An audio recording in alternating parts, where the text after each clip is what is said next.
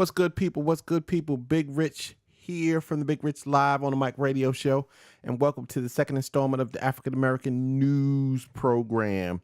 Thanks again. Sorry we missed last week, but hey, I'll be busy, but I try to do the best I can.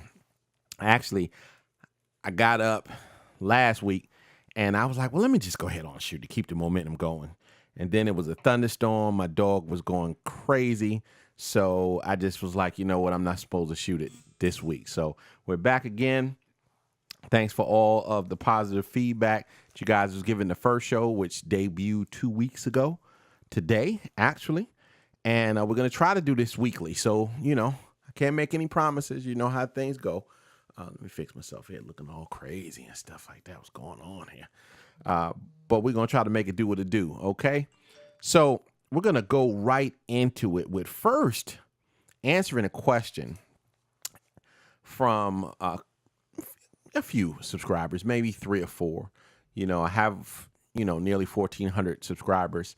And if you're not a subscriber, I don't know why you're not a subscriber. And if you just got here to the channel and checking us out, do us a favor and give the thumbs up. If you like the video, thumbs down if you don't. But click the subscribe button. I sure appreciate it. It's each one teach one here in this piece.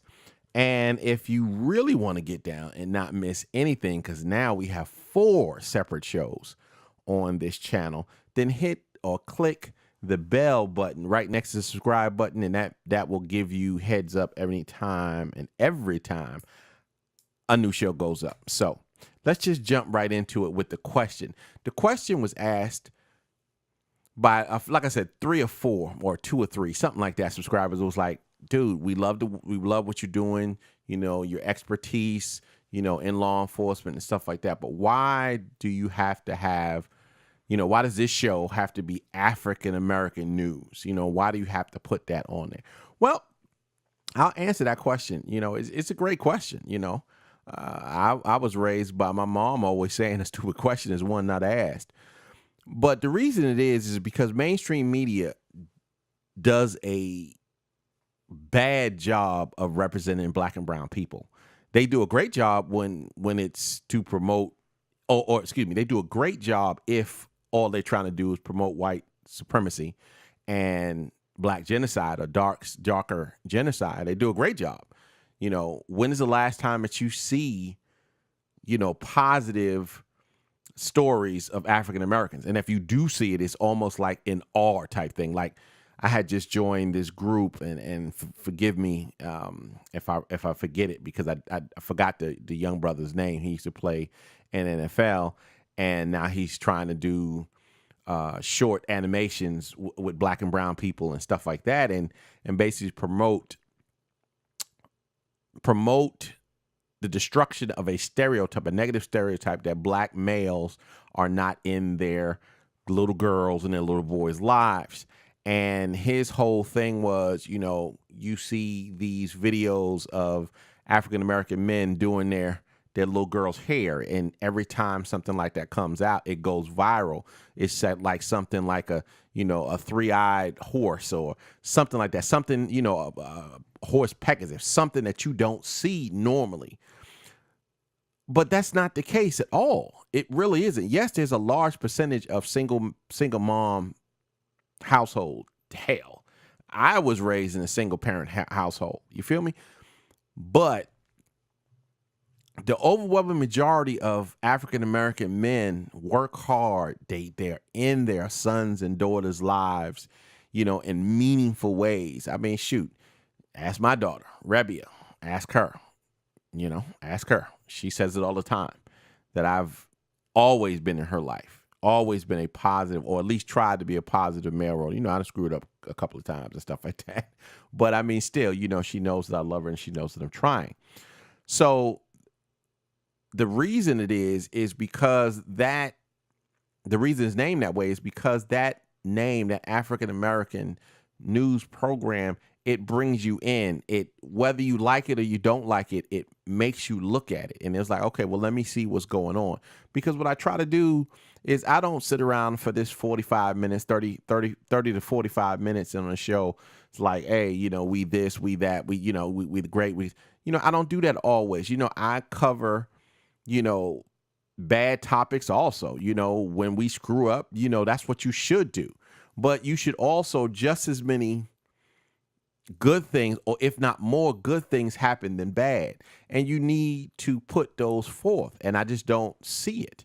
I mean, you have to be Stevie Wonder with your head buried in the sand and just singing na na na la la la la, if you don't see what I'm saying within mainstream media. So that's why I decided to do this and try to make it more of a news type show and not really opinion pieces like the others, like two of the other shows are. You know, Big Rich Live on the Mic is multiple stories, but it's based on my experience and opinions. And then What's the Real Deal is the main story of that week. At least that's what I try. And then that's based on, you know, researching my opinions based on my training and experience, that type of stuff right there. So that's why I did that. So I appreciate the question, and that's pretty much the answer. So the first story we're going to go on is Mohamed Noor. That is the Somali-American. I'm not going to sit up here and say Muslim or labels is a motherfucker. Excuse my French, but they are. But that is the Somali-American police officer who shot a white Caucasian Asian female. We still don't know what's going on. I mean, we really don't know really what happened, you know, so everything is based on a lot of speculation. That's why I didn't really jump on it and say that. Now, if you listen to the rumors, he was startled and he shot over his partner who was talking to the girl or talking to the young woman and stuff like that on the side of the window. I don't know what the deal is. You know, I really don't. You know, from just the rumors, it sounds like he panicked, and it sounds like he should not only lose his job, but he should go to jail. But I'm going to respect the process, just like the majority of Americans always say when there is a Caucasian cop shooting and killing an unarmed black person. You follow what I'm saying? It's always trust the process, you know, let the investigation go. We don't, but that's not the case here. Even though she's Australian, she is still a quote unquote stereotypical blonde hair, blue eyed Caucasian woman. Whether she, you know, she has dirty blonde hair, whether she dyed her hair and she has hazel eyes instead of blue eyes, and she's not American, she's still a stereotypical or prototypical Caucasian female. So therefore, that's why you got all of this up in arms. And again, I don't sit up here and say it lightly. I've said it from the get-go. If he, talking about Noor, fucked up, excuse my friend, there's going to be a few curses. If he did that, then he needs to pay the consequences. I'm not this type of person to say, hey, well, you let Jimenez off, or you let Slager, you know, 100, or Tensling, you should let him off also. You know what I'm saying? I mean, two wrongs don't make a right. But my thing is, be consistent. That's what I'm saying. Be consistent. And this definitely has not been consistent. And this is why I have a show where I use African-American news on it, because if you look at the mainstream media, it's totally different. And that's what just pisses people off.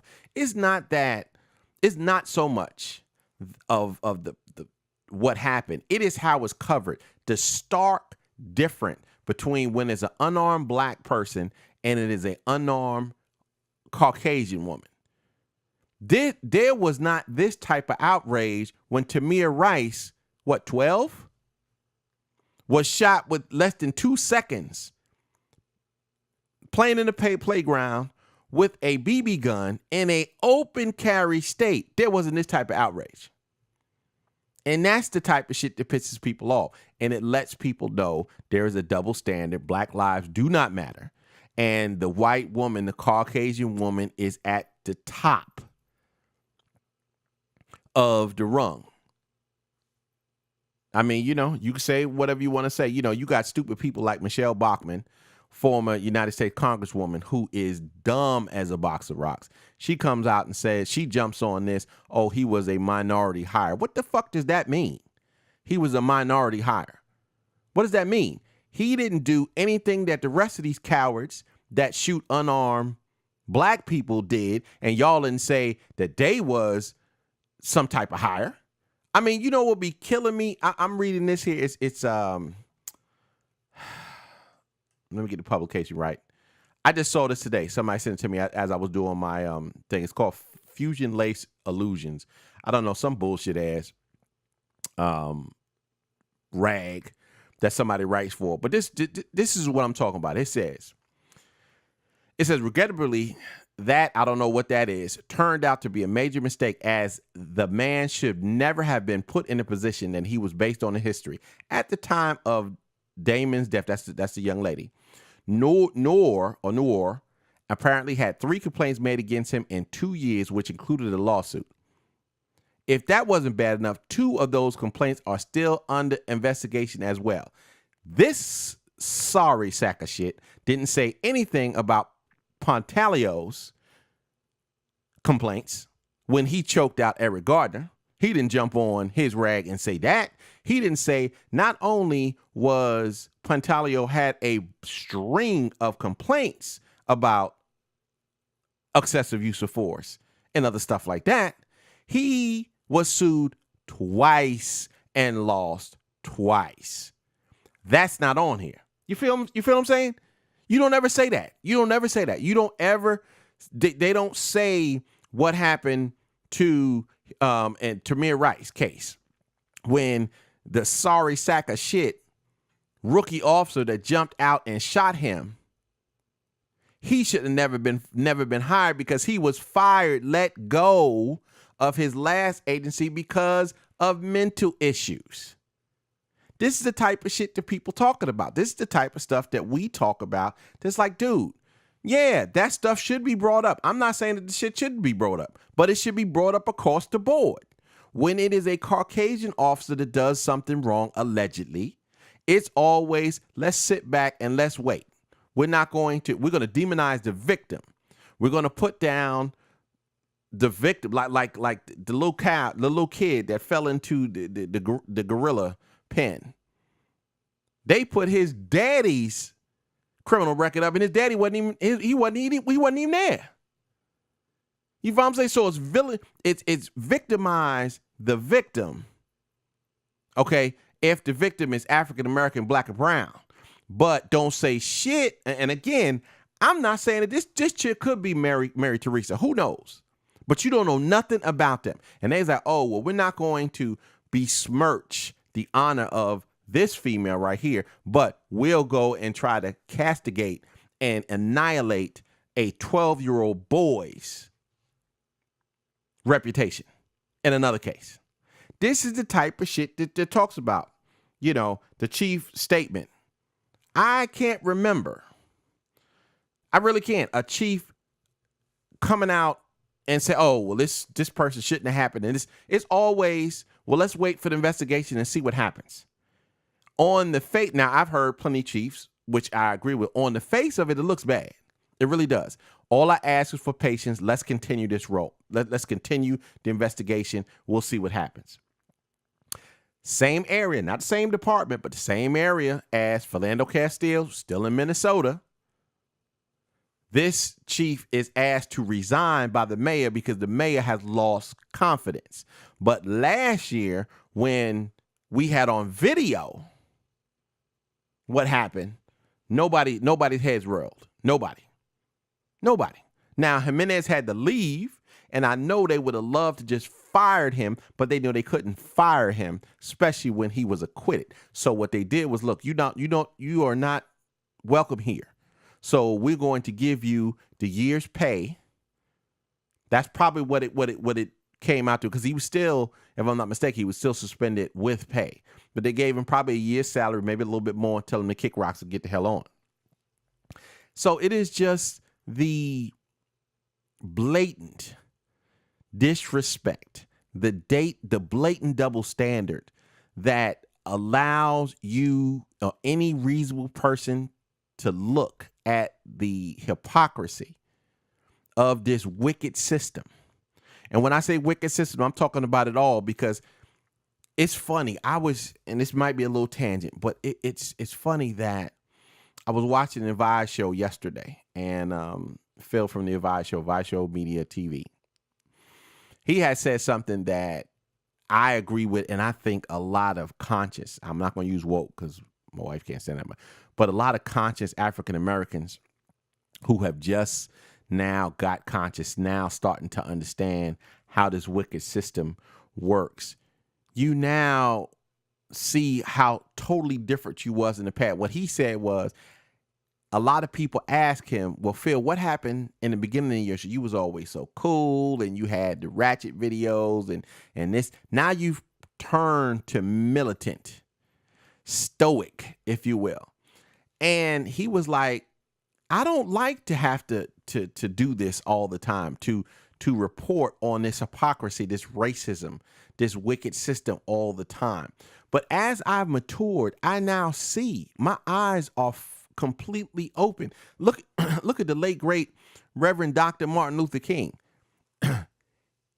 He was all for integration. He was all for the abolishment of segregation and you know, little black boys and little black girls, and you know, with little white boys and little white girls. He was all for that until towards the end of his life, when he was quoted as saying, I think that I've delivered my people into the belly of the beast. He, towards the end of his life, realized just how wicked and just how ingrained this system is. He realizes, as a lot of us finally realize, how everything is intertwined. And this is not a conspiracy. You know what I'm saying? It's not a conspiracy theory. Everything is intertwined to keep a certain segment down and maintain white supremacy and power. From the government to the courts to the media, they all work in concert, because they all owned or ran by the same people. You follow what I'm saying? It is not like you could say, okay, entertainment is run by Hispanics. The news is run by Caucasians. The DA's office is maintained by African Americans, or whatever, you know, whatever you want to flip it. It's all maintained and operated by Caucasian peoples at the head. Therefore, they all work in concert. Somebody said this to me a couple of days ago, and then I heard it again when I was listening to Jason Black, TBA, the Black Authority. And he said, if you really think about it, if you are African American, black or brown, or if you are a poor white, you know, let's just say that, because poor whites get dogged out also. They just don't get dogged out like us. You know, like a lot of people say, hey, they still got one thing over us. They white. Okay. But it was reiterated yesterday when I was listening to it on the show, and it was like, do you know if you get busted, if you're black or brown, or poor white, you get busted or do something where you got to feed your family and stuff like that. Do you know that from when you are arrested from the police, through your public defender, through the district attorney, through the judge, through the warden, the CO, the probation officer, you might not see an African American or see somebody who looked like you. That whole process could, and a lot of times is, all white, all Caucasian, male or women, that whole thing. So you have put yourself, you have put your life, your destiny in the hands of people who do not look like you. And a lot of them can't stand you because you don't look like them. I never thought about that. I never really thought about that until now. So when you see something like that, you're like, wow, that's some shit. I mean, really? I mean, you know, wow. You know? So it's just total hypocrisy and, you know, total wickedness, just wickedness. Second story. You probably have heard about it. This is from St. Petersburg, Florida, which is 75 miles from where I am in Orlando. A mayoral candidate. I'm not even going to mention this fool's name. I'll put his picture up. he went on a racist rant basically saying that, I mean, again, unprovoked. Before I get to what he said, it's unprovoked. It wasn't like he was asked about reparations. He was unprovoked. Now, he's sitting up on a panel with other mayoral candidates for the upcoming election for St. Petersburg. Now, he has ran once or twice before, lost both times. He has a criminal record, including just getting arrested for assault a couple of months ago. I think it was at a Subway, something like that. He didn't like the way his food turned out. They called the cops. They arrested him. And then before he was arrested for a felony, the charges were dropped. For elderly neglect of his own mother. She had bed sores so bad that her tailbone was showing through her skin. Okay. I don't know how those was dropped. Maybe she dropped them. Maybe it was her son and she dropped him. I don't know what the deal is. I would like to find out.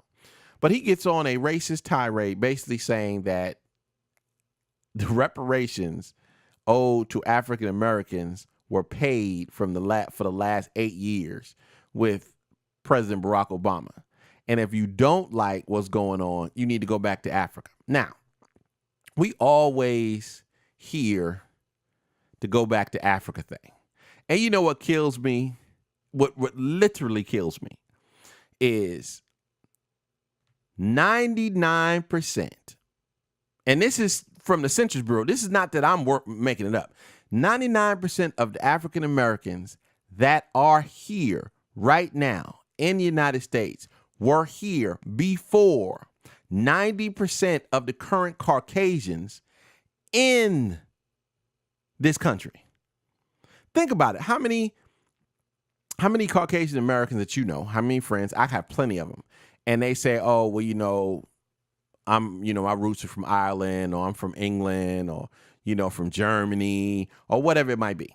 Right? That's the norm. That's pretty much the norm.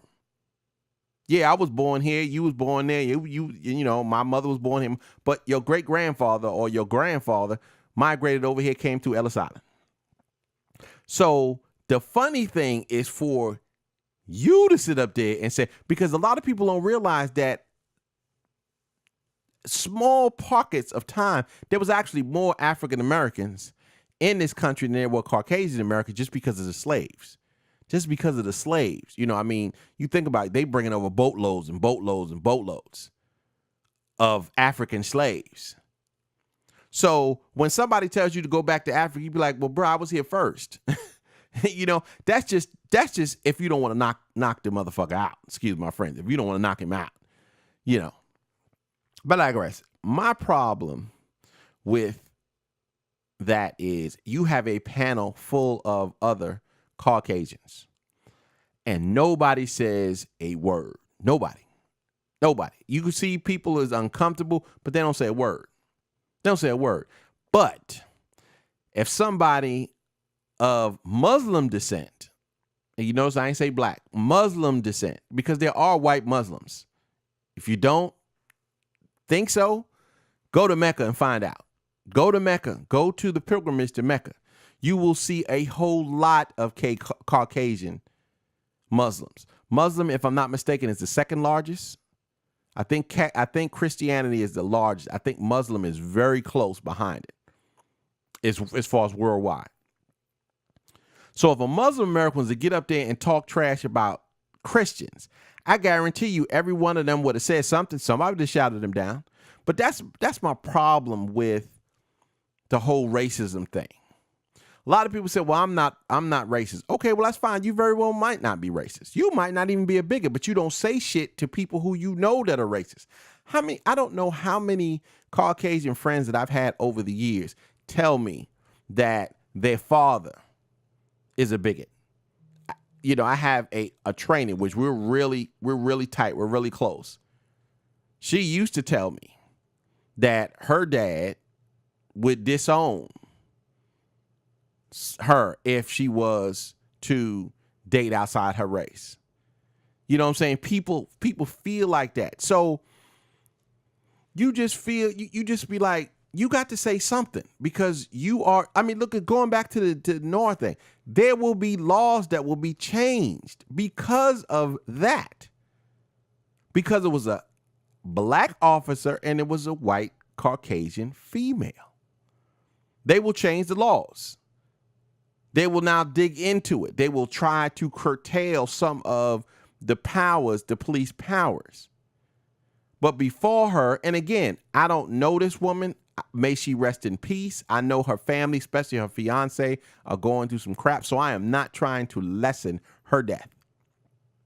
But what I'm saying is, it's a smack in the face when you see both of these things happen and people of the Caucasian race do not stand up and say nothing.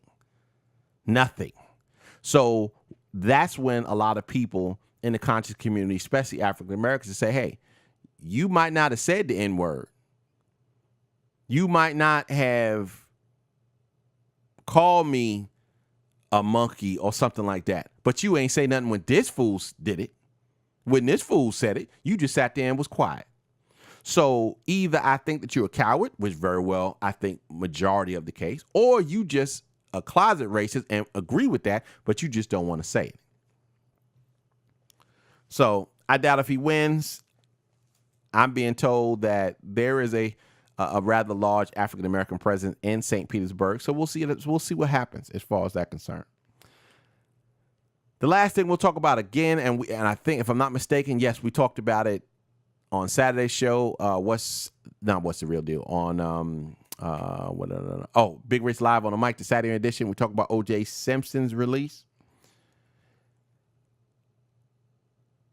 I've said this before. There's no love lost, or there's no love for me or from me to O.J. Simpson.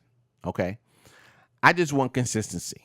Period. That's all I want is consistency. It is amazing how people sit around here, white and black, when they talk about OJ and they say, hey, he should have got out for this, but he should be in jail because he got away with the murders, and I think that he murdered. I said it before. I think OJ did it, or at least if he didn't do it, I believe that he had something to do with it. There was far too much blood. Ron Goldman, again, rest in peace, fought for his life. I do believe that Nicole got it. She didn't see it coming. She got it and was gutted from the get-go. Ron Goldman fought for his life. So you still thinking, yes, Grant, everybody's talking about, OJ is tall. Let's just think about it. It happened in 1995? So that's 22 years ago. Dude's 70 now, so he was like 52 years ago. No, I'm sorry, 48 years old. He had one little cut, one little itty bitty cut, like right here, one little cut. And Ron Goldman was fighting for his life. But again, people sit up there and just throw that all out. The fact that Mark Furman is a racist and openly talked about putting things and planting things on African Americans on tape. Forget that. And he was the only one who found the glove and the blood. Just the hypocrisy of the LAPD, the medical examiners, and the DA. Fuck all that. But let's just say none of that happened and he got off because he had the money to hire the best lawyers to get it done. What is the first thing these people who are pissed off tell us, and I'm talking about black and brown people, when a race soldier who's supposed to have been a cop get off? Hey, it sucks. Respect the verdict. They don't want to do that. They don't want to respect, but it's always, and again, I don't sit around there and say, oh, well, he should have been this, that, and the third. Do I think he did it? Yes. But a jury of his peers felt that he didn't. And it wasn't a total jury of black people. It was white people in there also. So you can't even say it was jury nullification because, let's say, out of the 8 or 9 jurors, they were all African American. And I don't think, I'd like to feel that we wouldn't do that shit anyway. Because there's too many of us, and I'm talking about black and brown people, who have that moral compass that be like, I can't be like them. I can't get on a jury all full of black people and convict or acquit just because this person is black or white. We've never been that type of people. Never. Anybody worth their salt will let you know African Americans are the most forgiving race of people on the face of this earth. We still forgiving. So I don't see that happening at all. But my thing is, I'm like, damn, respect the verdict. I wrote down some notes here. And then the Goldman family. I talk about this all the time. I know that I'd be devastated if somebody killed my daughter. Devastated. And see, my thing is this. I'm not going to sit around there and go on TV every 5 minutes. No. I'm going to find you.